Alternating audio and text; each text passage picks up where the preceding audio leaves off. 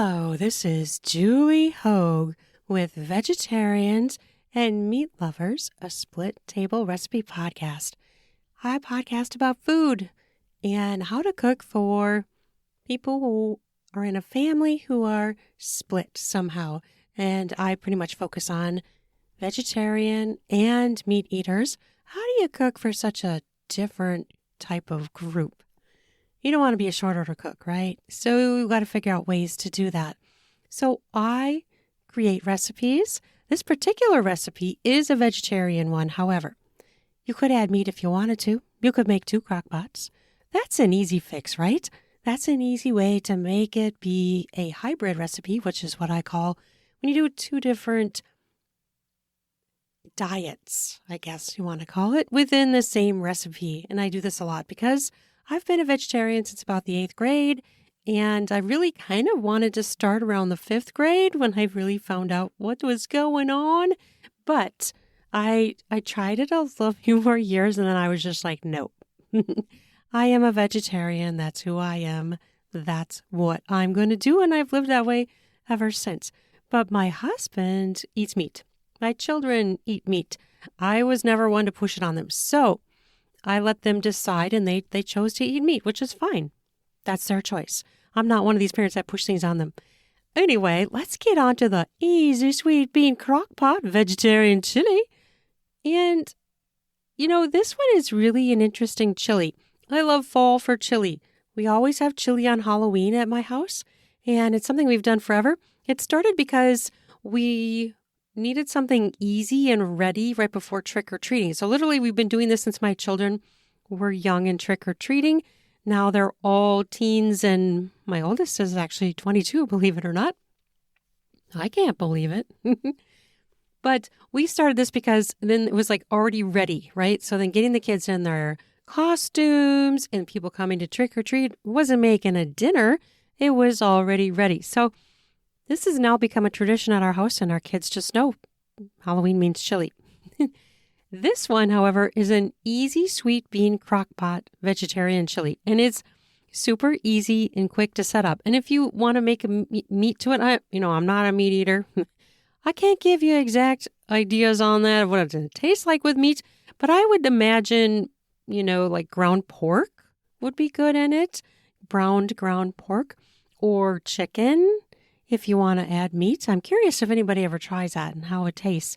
But I really like this one because it's super easy to make. You just plop everything in the crock pot, stir it, and let it cook. Like, talk about an easy drop and plop and go, and then come back a little bit later and ba-ba, you have a meal, right? That's kind of what's so great about the crock pot meals, especially when this one I think is super lovely because you're just like basically dumping things in. It's super easy. And then I love to pair this with either corn chips. We love Fritos at our house with chili, or my grandma's easy recipe for making biscuits. Now, it's potato and biscuits. Like, my grandma did this thing where she took the biscuits in the cans, right? And she put like slices of potato under them. And then she put them in this like cooker. And it was so good. And she used to use them to make dumplings. Sometimes they came out really soft. I don't know how she made them so soft and like, kind of like a dumpling. But when I do it, I just make them with the regular, so they're kind of like a regular crispy biscuit. But then they have the potatoes under them. They're so good. And I love to take these and dip them in the chili and eat them. Oh, they're so good. So good. So I am going to link to that because I have that on my website as well. Also, the Easy Bean Crockpot chili, vegetarian chili, is also on my podcast. Yes, it's on my podcast. It's going right now. It's on my website. It's what I'm meaning to say. So this is super easy. And the cook time is about 4 hours. Prep time, like I said, is super fast. Why? Okay, so listen to there really is no chopping, right? This is so easy. This is a very beanie meal. Can I use that word? It's my podcast. I can say beanie if I want. 1 can of red chili beans in the mild sauce. This is a 16-ounce can. And then you're also going to need 1 can of black beans, drained and rinsed. Generally, those tend to be in about 15 ounces around me. That obviously doesn't really matter what your ounces are, but 1 can of black beans, 1 can of diced tomatoes, petite diced, undrained. Keep that juice, baby. That's good stuff. And then 1 can of tomato sauce, 15 ounces. 1/2 cup sweet and spicy honey mustard. Now, this is where we get in the sweetness, right? Also, brown sugar. The next ingredient is 1 tablespoon brown sugar. Packed, baby. Pack that sucker right into that spoon. Make it as packed as you can. And then we have 1 tablespoon chili powder. 1 cup vegetable broth. I'm using the vegetable broth. This is a vegetarian one. Using vegetable broth. And 1 teaspoon ground cinnamon. 1/2 teaspoon seasoned salt. And 1 cup lentils, sprouted, green, cooked according to the directions on the package. Done. That's all you do. Pop it all in the crock pot. Cook it for 4 hours. So now I'm on my website. Let me see. How did I have it? How hot did I have it? Let's check it out, baby. Okay, high. High setting 4 to 4.5 hours. This is also good. Putting shredded cheese on the top, like shredded cheddar cheese. That's always good on chili. You can't go wrong. Other tasty things you could, if you want to add a little bit of scallions on top, like slice those up, put those on there, onion, that kind of stuff. It's a really good chili, and I like it because it's just kind of a little bit different, and it's really beany. As I said, I'm using that word again because I want to. And it's really great for vegetarians because you get the protein from all those beans, right? Like those are just great protein for us, all people. Especially vegetarians, right? Like this is how we can get a lot of protein. Now, I'm going to run through my quick little recipe for my grandma-inspired potatoes, biscuit potatoes. And it's really an interesting recipe. I don't know, it's just so good having those potatoes on the bottom. I don't know, I can't talk it up enough. And then to dip it in the chili, yummy. Okay, what do you need for that? 16 buttermilk biscuits. It's kind of like those refrigerated, those cans of refrigerated ones where you unpeel the wrapper and it goes pop, which always scares my husband, which is so funny. I'm not jumpy, right? Like I am not jumpy. It's really hard to get me to jump. I'm sort of just kind of chill. And he hears that and he literally across the room will jump. And I'm right next to it and I don't even jump. How do you jump across the room? Differences in our, I don't know what you call it. We're just very different. Okay, so then you're going to have 2 potatoes. I like to do very large ones or, 2 to 4, depending on their size. If they're ginormous, you maybe only need 2. And then you're just going to want to have enough potato slices to cover the bottom of the cook well in a single layer. So I use this big cook well thing. It's a separate oven. I don't know how to describe it. Probably could do it in your regular oven too. Anyways, so then you also need to spread those potatoes across the bottom of it. Mine's a rectangular, separate oven. So it's kind of like a big giant crock pot. I don't know how else to describe it. It's a big cooker. And then 1 tablespoon of coconut oil. And you also need 8 tablespoons of butter. You're going to add butter to the biscuits as desired after they have been fully cooked too. So if you want to add more, do it, babe, because it's super yummy. Okay, instructions. How do you do it? Preheat your roaster oven. Hey, there. You can use a regular oven. I'm reading my notes here. I have used a regular oven, just like a pan, right? Just like a big rectangular pan, like a metal pan or something. So you preheat your roaster oven or your oven to 325 degrees. Add 1 tablespoon of coconut oil. Let that melt, baby, which is going to be fast, right? Coconut oil is it melts super fast. Did you know that's really good for your skin? I can't not adding these little things because they pop in my head. Let it melt and then spread it across the pan so that it's all over. Don't let it sit on one side and be like, oh, we're only going to, coat it over here. No, get it all over the whole pan. And then you're going to add the slices of potato. So you've peeled your potatoes. You've sliced them into little circles, right? You can chop them up if you want or just keep them as a big circle, whatever the size of potato. That's your choice, baby. So then you just put it all over the bottom of the pan. You want to cover the entire bottom of the pan with potato slices. Sprinkle salt and pepper as you desire. And then add the biscuits on top of the potato slices. Replace the lid and cook for about 70 minutes. And you're done. Add butter as desired. So then you take it out and you have these biscuits and they have potatoes attached to the bottom. Yes, please. They're so good. And I don't know how my grandma did it.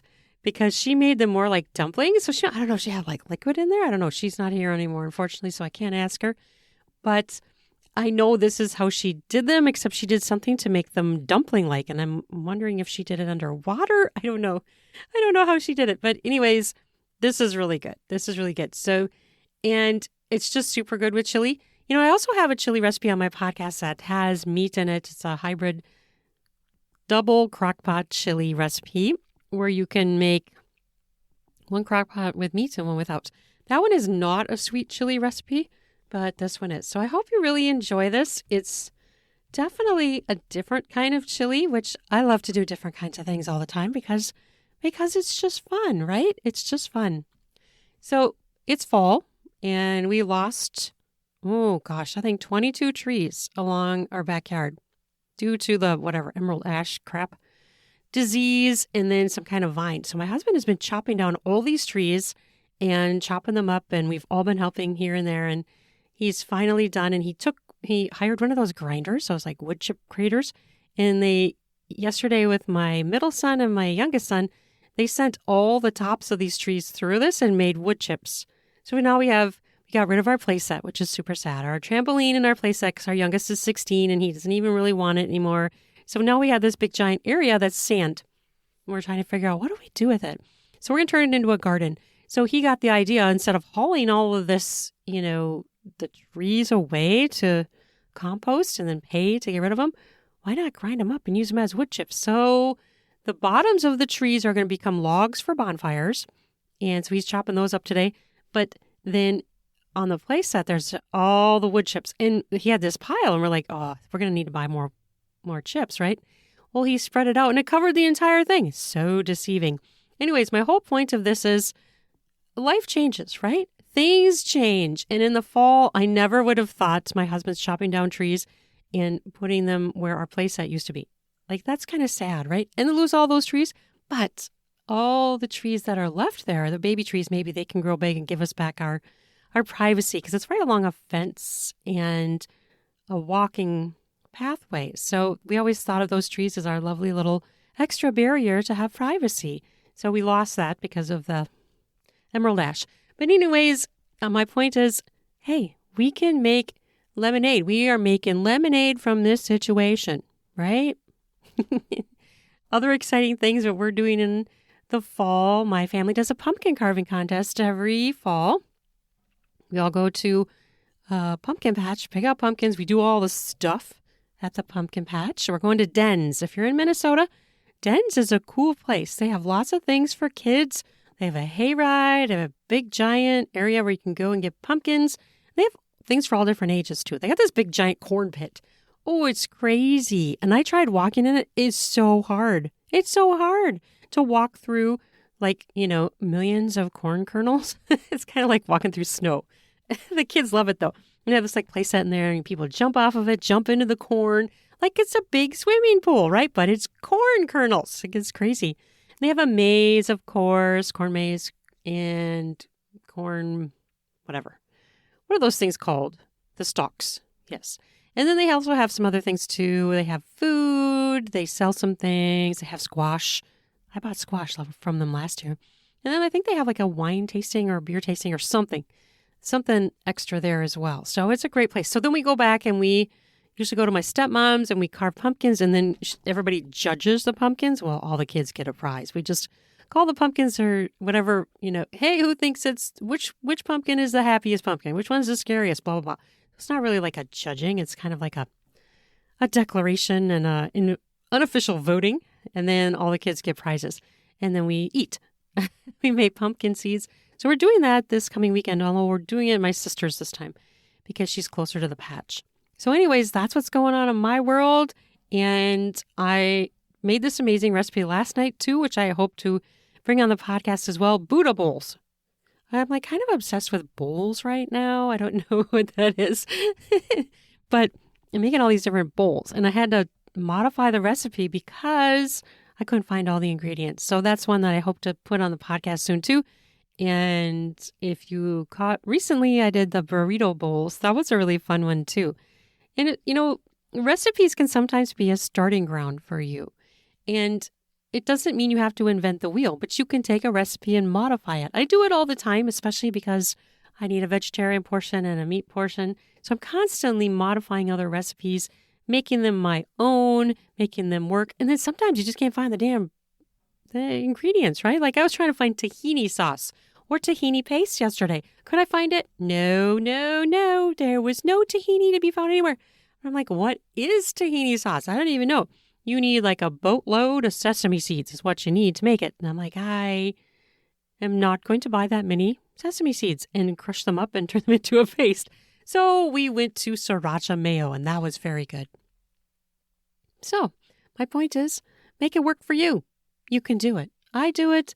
It's so easy. And working from a recipe and then changing it, it's kind of like you have like the workings of it. It's kind of like when you're editing, you can't edit a blank page. Well, you can edit text, right? Well, you can edit an existing recipe a lot easier than just coming up with it all on your own. So go out there and adventure and try something new. Anyways, thanks for listening to this, and I hope you come back again. You can check down the podcast show notes. I will have links to my podcast if you want to go over my podcast. Geez, I said it again. What's wrong with me? To my website. If you would like to go and print these recipes, you can print them off on my website. But I also will put them down in the podcast show notes so you can easily reference them and be like, hey, there it is. What did I need again? And just go to the podcast and you can look it up. In the store, you could go look it up. Be like, what was in that again? You don't even have to write it down. It's going to be in the notes. So take care. And don't forget to check down in the podcast show notes for all the little extras I put down in there. And hey, have a great fall day. It's a good one. Have a great day. Thanks for listening. Bye-bye now.